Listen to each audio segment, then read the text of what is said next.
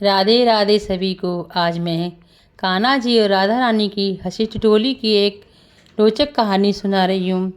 कृष्ण जी राधा रानी से जब भी मिल जाते थे, कभी हमेशा भेष बदल जाते थे। कभी किसी स्त्री के रूप में, कभी मणिहारन के रूप में, कभी गोपी के रूप में। तभी कृष्ण की राधा रानी की अष्ट सखियाँ, उनमें ललिता, विशाखा, चंपा प्रमुख थीं। तभी ललिता ने एक दिन हंसी हंसी में कहा, हे कन्हैया, तुम्हें बड़ा डर लगता है हमारी राधा रानी से मिलने। बरसाने जब भी आते हो तो हम गोपियों का रूप रख के आते हो। अगर तुम में थोड़ी भी हिम्मत है तो किसी पुरुष के रूप में आओ।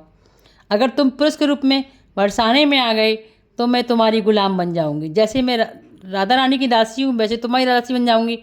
और अगर नहीं आ पाए, तुम स्त्री के रूप में आए, तो तुम मेरी दासी बन जाना।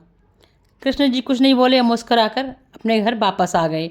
अब वो अपनी सखाओं के पास बैठे, बड़े चिंतित थे। उनके सभी सखा इकट्ठे हो गए।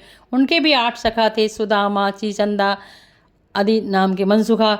तभी एक बोले, क्या बात है कन्हैया, आज तुम बहुत परेशान हो, क्या बात है, हमें बताओ। हमें नहीं बताओगे तो किन्हें बताओगे। कन्हैया जी ने कहा, परेशानी कुछ नहीं है, बरसाने में राधा रानी से जाते हैं भेष बदल के। आज उनकी सखियन ने हमसे कह दी है कि तुम अगर पुरुष के रूप में आए तो तुम्हें हम पकड़ लेंगे और तुम्हें हमारे दास बन के रहना पड़ेगा।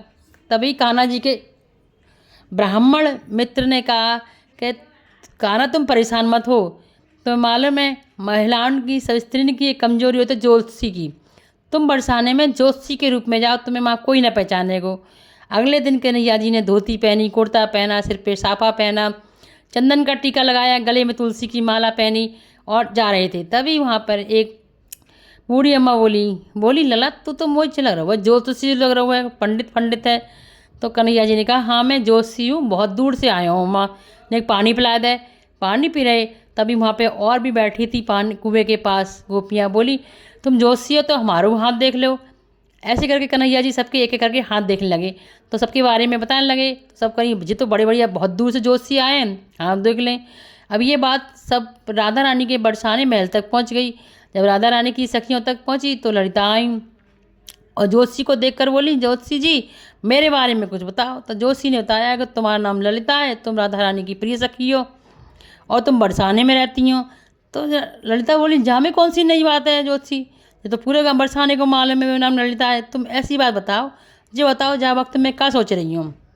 और वो तो भगवान कृष्ण थे, उन्होंने कहा, हाँ जा वक्त तुम ये सोच रही हो कि मेरे काऊ आदमी को तुमने आने के लिए बंदिश लगा रखी है, कहीं वो महल में ना आ जाए, उसके बारे में सोच रही हो। तो वो ललिता बोली, हाँ जो बताओ वो आदमी आवेगा तो कब तक आ जाओगे और आएगा नहीं आएगा। उन्होंने कि वो आएगा तो लेकिन दोपहर तक आएगा। तो ललिता ने ऐसा करा कि बरसाने के चारों तरफ अपनी सखियों का पहरा लगा दिया और कहा कि कोई भी पुरुष को घुसने मत देना।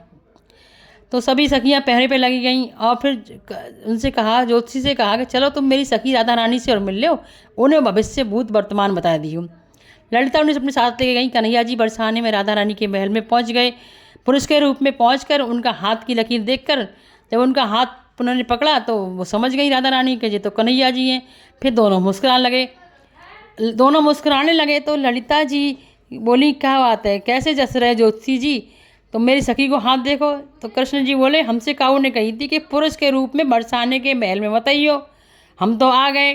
तो ललिता जी बोली, काहे को कन्हैया इतना इतराया रहा है तू, कन्हैया तू बता काहे को इतराया रहा है। तो लेके तो ललिता ही आई है राधा रानी के पास, उनके महल में। तेरी पुरुष के रूप में आने की हिम्मत तो तीन आई। तो कन्हैया जी राधा रानी दोनों हंसने लगे। फिर कन्हैया जी ने बंसी बजाई और सब सखियां नाचने लगी। आपको ये रोचक कहानी पसंद आई हो तो मेरे चैनल को सब्सक्राइब कीजिए, लाइक कीजिए, शेयर कीजिए। राधे राधे राधे राधे।